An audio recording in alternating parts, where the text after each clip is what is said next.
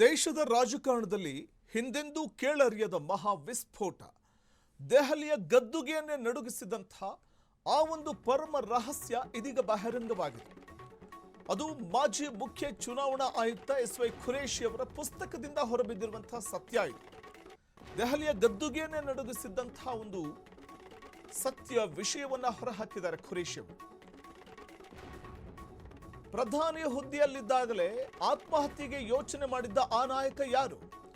Congress high command ಕೋಟೆಯೊಳಗಿನ ತಲ್ಲಣ ಈಗ ಜಗಜ್ಜಾಹೀರು. ದೇಶದ ರಾಜಕಾರಣದಲ್ಲಿ ಹಿಂದೆಂದೂ ಕಾಣದ ಮಹಾ ವಿಸ್ಫೋಟ ಇದು. ದೆಹಲಿಯ ಗದ್ದುಗೆಯನ್ನೇ ನಡುಗಿಸಿದ ಆ ಒಂದು ಪರಮ ರಹಸ್ಯ ಇದು. ಮಾಜಿ ಮುಖ್ಯ ಚುನಾವಣಾ ಆಯೋಗದ ಅಧ್ಯಕ್ಷರಾಗಿದ್ದಂತಹ ಅಥವಾ ಆಯುಕ್ತರಾಗಿದ್ದಂತಹ ಈಗ ಮಾಜಿ ಮುಖ್ಯ ಚುನಾವಣಾ ಆಯುಕ್ತರಾದ ಎಸ್.ವೈ. ಖುರೇಶಿ ಅವರ ಪುಸ್ತಕದಿಂದ ಹೊರಬಿದ್ದಿರುವಂತಹ ಸತ್ಯ ಇದು. ಪ್ರಧಾನಿ ಹುದ್ದೆಯಲ್ಲಿದ್ದಾಗಲೇ ಆತ್ಮಹತ್ಯೆಗೆ ಯೋಚನೆಯನ್ನ ಮಾಡಿದ್ದ ಆ ನಾಯಕ ಯಾರು? ಮತ್ತು ಕಾಂಗ್ರೆಸ್ ಹೈಕಮಾಂಡ್ ಕೋಟೆಯೊಳಗಿನ ಆ ತಲ್ಲಣ ಈಗ ಜಗಜ್ಜಾಹೀರಾಗ್ತಾ ಇದೆ. ಅಷ್ಟಕ್ಕೂ ಯಾರು ಆ ರಾಜಕಾರಣಿ? ಅದು ಪ್ರಧಾನಿ ಹುದ್ದೆಯಲ್ಲಿದ್ದಾಗಲೇ ಆತ್ಮಹತ್ಯೆಗೆ ಯೋಚನೆ ಮಾಡಿದ್ದಾದ್ರೂ ಯಾರು ಅಂತ ನಿರ್ಧಾರಕ್ಕೆ ಯಾಕೆ ಬಂದ್ರು? ಬೇರೆ ಯಾರೂ ಅಲ್ಲ, ನಾನು ಆತ್ಮಹತ್ಯೆ ಮಾಡಿಕೊಳ್ಳುವೆ ಅಂತ ಹೇಳಿದ್ದು ಪ್ರಧಾನಿಯಾಗಿದ್ದ ಮನಮೋಹನ್ ಸಿಂಗ್ ಅವರು. ಪ್ರಧಾನಿ ಪೀಠದಲ್ಲಿದ್ದಾಗಲೇ ಮನನೊಂದು ಆತ್ಮಹತ್ಯೆಗೆ ಯೋಚಿಸಿದ್ರು ಡಾಕ್ಟರ್ ಸಿಂಗ್ ಅವರು. ಚುನಾವಣಾ ಆಯೋಗವೇ ಭಾರತದ ಪ್ರಜಾಪ್ರಭುತ್ವದ ಆತ್ಮ ಅಂತ ಹೇಳಿದ್ರು ಮನಮೋಹನ್ ಸಿಂಗ್. ಅದನ್ನೇ ಕಳ್ಕೊಂಡ್ರೆ ನಾವು ಎಲ್ಲವನ್ನೂ ಕಳ್ಕೊಂಡಂತೆ ಅಂತ ಕಣ್ಣೀರಿಟ್ಟಿದ್ರು. ಎಸ್.ವೈ. ಖುರೇಶಿ ಎದುರು ಅಸಮಾಧಾನವನ್ನ ತೋಡ್ಕೊಂಡಿದ್ರು ಸಿಂಗ್ ಆಪ್ತ ಕಾರ್ಯದರ್ಶಿ. ವಿಷಯ ತಿಳಿತಾ ಇದ್ದ ಹಾಗೆ ಖುರೇಶಿಗೆ ನೇರ ಫೋನ್ ಮಾಡಿದ್ರು ಮನಮೋಹನ್ ಸಿಂಗ್ ಅವರು. ಅದೇ ದಿನ ಸಂಜೆ ತುರ್ತು ಸಭೆ ನಡೆಸಿ ಭಾವನಾತ್ಮಕವಾಗಿ ಮಾತನಾಡಿದ್ರು ಡಾಕ್ಟರ್ ಸಿಂಗ್. ಪ್ರಧಾನಿ ಬಾಯಲ್ಲಿ ಆತ್ಮಹತ್ಯೆ ಮಾತು ಕೇಳಿ ಅಕ್ಷರಶಃ ಬೆಚ್ಚಿ ಬಿದ್ದಿದ್ರು ಅಂದಿನ ಆಯುಕ್ತರಾಗಿದ್ದ ಖುರೇಶಿ. ಪ್ರಧಾನಿಯವರ ಮನವೊಲಿಸಿ ಸಮಾಧಾನ ಪಡಿಸಿದ್ರು ಅವತ್ತಿನ ಚುನಾವಣಾ ಆಯುಕ್ತರಾಗಿದ್ದಂಥ ಎಸ್.ವೈ. ಖುರೇಶಿ ಅವರು. ನಾನು ಆತ್ಮಹತ್ಯೆ ಮಾಡಿಕೊಳ್ಳುವೆ ಅಂತ ಹೇಳಿದ್ರು. ಪ್ರಧಾನಿ ಪೀಠದಲ್ಲಿದ್ದಾಗಲೇ ಮನನೊಂದು ಆತ್ಮಹತ್ಯೆಗೆ ಯೋಚಿಸಿದ್ರು ಡಾಕ್ಟರ್ ಸಿಂಗ್. ಚುನಾವಣಾ ಆಯೋಗಕ್ಕೆ ಅಪಮಾನವಾದಾಗ ತೀವ್ರ ಬೇಸರಗೊಂಡಿದ್ರು ಅಂದಿನ PM. ಚುನಾವಣಾ ಆಯೋಗವೇ ಭಾರತದ ಪ್ರಜಾಪ್ರಭುತ್ವದ ಆತ್ಮ ಅಂತ ಹೇಳಿದ್ದು ಪ್ರಧಾನಿ ಮನಮೋಹನ್ ಸಿಂಗ್ ಅವರು. ಅಂದಿನ ಪ್ರಧಾನಿ ಮನಮೋಹನ್ ಸಿಂಗ್ ಅವರು. ಆದರೆ ಅದನ್ನೇ ಕಳ್ಕೊಂಡ್ರೆ ನಾವು ಎಲ್ಲವನ್ನೂ ಕಳ್ಕೊಂಡಂತೆ ಅಂತ ಹೇಳಿದ್ರು. ಇವತ್ತು ಚುನಾವಣಾ ಆಯೋಗದ ಮೇಲೆಯೇ ಕಾಂಗ್ರೆಸ್ನ ಕೆಲವು ನಾಯಕರುಗಳು ಅನುಮಾನವನ್ನು ವ್ಯಕ್ತಪಡಿಸೋದು, ಹಿಗ್ಗಾಮುಗ್ಗ ವಾಕ್ಪ್ರಹಾರವನ್ನು ನಡೆಸುವಂಥದ್ದು ನಾವು ನೋಡ್ತಿದ್ದೀವಿ. ಆದರೆ ಅವತ್ತಿನ ದಿನಮಾನಸದಲ್ಲಿ ಅವತ್ತಿನ ಪ್ರಧಾನಿಯಾಗಿದ್ದ ಮನಮೋಹನ್ ಸಿಂಗ್ ಅವರು ಚುನಾವಣಾ ಆಯೋಗದ ಕುರಿತಾಗಿ ಅವತ್ತಿನ ಸಚಿವರುಗಳಿರಬಹುದು ಅಥವಾ ಪಕ್ಷದವರೇ ಸ್ವಪಕ್ಷದವರೇ ಚುನಾವಣಾ ಆಯೋಗವನ್ನು ಮೂದಲಿಸಿದಾಗ ಇದೇ ಅವತ್ತಿನ ಪ್ರಧಾನಿಯಾಗಿದ್ದ ಮನಮೋಹನ್ ಸಿಂಗ್ ಅವರು ಅವತ್ತು ತೀವ್ರ ಮನನೊಂದು ಮಾತಾಡಿದ್ರು. ಆತ್ಮಹತ್ಯೆ ಅಂತ ಒಂದು ನಿರ್ಧಾರಕ್ಕೆ ಬರುವ ಮಾತನಾಡಿದ್ರು ಅನ್ನುವಂಥದ್ದನ್ನು ಹೇಳಿದ್ದಾರೆ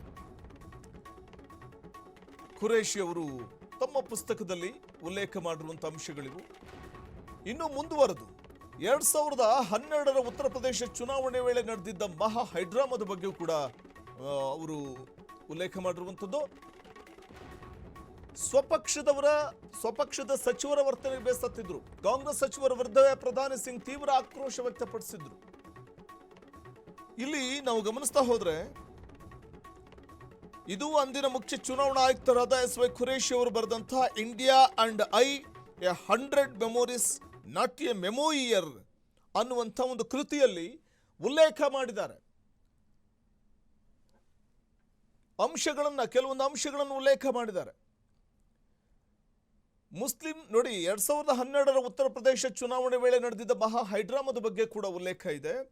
ಮುಸ್ಲಿಂ ಮೀಸಲಾತಿ ಶೇಕಡ 4ರಿಂದ ಅಂದರೆ ಮುಸ್ಲಿಂ ಮೀಸಲಾತಿ ಶೇಕಡ 4.5ರಿಂದ ಶೇಕಡ 9ಕ್ಕೆ ಏರಿಸುವ ಭರವಸೆಯನ್ನು ನೀಡಿದ್ದ ಅಂದಿನ ಸಚಿವ ಸಲ್ಮಾನ್ ಖುರ್ಷಿದ್. ಆದರೆ ನೀತಿ ಸಂಹಿತೆ ಉಲ್ಲಂಘನೆ ಅಡಿಯಲ್ಲಿ ಖುರ್ಷಿದ್ಗೆ ಚುನಾವಣಾ ಆಯೋಗದಿಂದ 4 ದಿನಗಳ ವಿಚಾರಣೆ ನಡೆಸಲಾಯಿತು. ಚುನಾವಣಾ ಆಯೋಗದ ಕ್ರಮಕ್ಕೆ ಕಾಂಗ್ರೆಸ್ ನಾಯಕರುಗಳು ಕೆಂಡಾಮಂಡಲವಾಗಿದ್ದರು. ಚುನಾವಣಾ ಆಯೋಗವನ್ನು ದುರಹಂಕಾರಿ, ಸ್ವೇಚ್ಛಾಚಾರಿ ಅಂತ ಜರಿದಿದ್ರು ಅವತ್ತಿನ ಕಾಂಗ್ರೆಸ್ ನಾಯಕರುಗಳು. ಸ್ವಪಕ್ಷದ ಸಚಿವರುಗಳ ವರ್ತನೆಗೆ ಅವತ್ತು ಪ್ರಧಾನಿಯಾಗಿದ್ದ ಮನಮೋಹನ್ ಸಿಂಗ್ ಅವರು ತೀವ್ರವಾಗಿ ಮನನೊಂದಿದ್ರು. ಕಾಂಗ್ರೆಸ್ ಸಚಿವರ ವಿರುದ್ಧವೇ ಪ್ರಧಾನಿ ಸಿಂಗ್ ತೀವ್ರ ಆಕ್ರೋಶವನ್ನು ವ್ಯಕ್ತಪಡಿಸಿದ್ರು. ಆ ಕ್ಷಣ ಈಗ ಬಹಿರಂಗವಾಗ್ತಾ ಇದೆ. India and I a 100 memories not a memoir ಪುಸ್ತಕದಲ್ಲಿ ಈ ಅಂಶಗಳು ಬಯಲಾಗಿದೆ. ಚುನಾವಣಾ ಆಯುಕ್ತ ಎಸ್.ವೈ. ಖುರೇಶಿ ಅವರು ಬರೆದಿರುವಂತಹ ಪುಸ್ತಕದಲ್ಲಿ ಈ ಎಲ್ಲ ಅಂಶಗಳನ್ನು ಉಲ್ಲೇಖ ಮಾಡಿದ್ದಾರೆ ಖುರೇಶಿ ಅವರು. ಅಂದರೆ ಅವತ್ತಿನ ಪ್ರಧಾನಿಯಾಗಿದ್ದ ಮನಮೋಹನ್ ಸಿಂಗ್ ಅವರು ಚುನಾವಣಾ ಆಯೋಗದ ಬಗ್ಗೆ ಅವರಿಗಿದ್ದಂಥ ಗೌರವ, ಚುನಾವಣಾ ಆಯೋಗದ ಮೇಲೆ ಅವರಿಗಿದ್ದಂಥ ನಂಬಿಕೆ, ಚುನಾವಣಾ ಆಯೋಗ ಭಾರತದ ಒಂದು ಆತ್ಮ ಅನ್ನುವಂಥ ಮಾತನ್ನು ಹೇಳ್ತಾರೆ ಅಂತಂದರೆ ಚುನಾವಣಾ ಆಯೋಗದ ಮೇಲಿದ್ದಂಥ ಒಂದು ಭರವಸೆ, ಇದೆಲ್ಲವೂ ಕೂಡ ನಾವು ನೋಡಬಹುದು. ಅವರು ಯಾಕೆ ಮನಮೋಹನ್ ಸಿಂಗ್ ಈ ರೀತಿ ಸ್ಟೇಟ್ಮೆಂಟ್ ಕೊಟ್ಟಿದ್ರು ಅನ್ನೋದಕ್ಕೆ ಇದೊಂದು ಉದಾಹರಣೆ. ಮುಖ್ಯವಾಗಿ ಖುರೇಶಿ ಅವರು ಬರೆದಿರುವಂಥ ಪುಸ್ತಕ India and I a 100 memories not a memoir ಅನ್ನುವಂಥ ಒಂದು ಪುಸ್ತಕದಲ್ಲಿ ಬಹಿರಂಗವಾಗಿದೆ. 2012 ಉತ್ತರ ಪ್ರದೇಶ ಚುನಾವಣೆ ವೇಳೆ ನಡೆದಿದ್ದ ಹೈಡ್ರಾಮಾ ಇದು.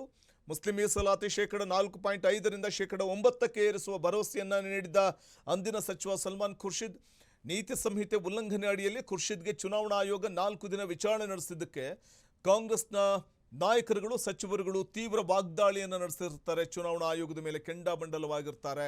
ಈ ವಿಚಾರ ಗೊತ್ತಾಗ್ತಿದ್ದ ಹಾಗೆಯೇ ತೀವ್ರ ಮನನೊಂದಿದ್ರು, ಆತ್ಮಹತ್ಯೆಯ ವಿಚಾರವನ್ನು ಕೂಡ ಪ್ರಸ್ತಾಪ ಮಾಡಿದ್ರು ಅಂತ ಖುರೇಶಿ ತಮ್ಮ ಪುಸ್ತಕದಲ್ಲಿ ಅವರು ಉಲ್ಲೇಖ ಮಾಡಿದ್ದಾರೆ.